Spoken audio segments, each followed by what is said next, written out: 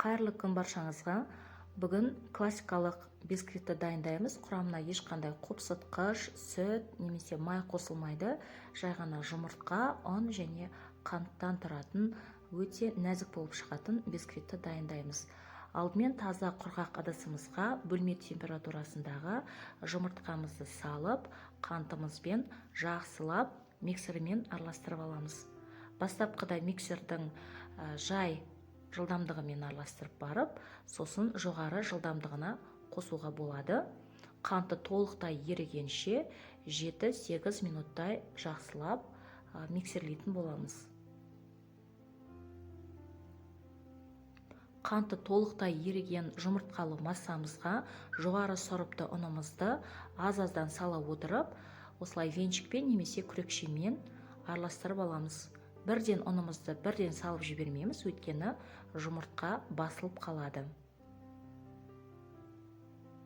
Мен осылай венчикпен араластырамын, күрекшемен араластыруға да болады.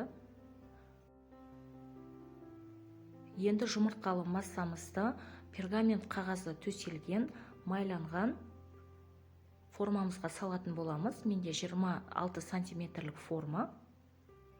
Пешіңізді алдын ала қыздырып қойыңыздар. Мен 160 градуста 30-40 минут шамасында пісіріп аламын.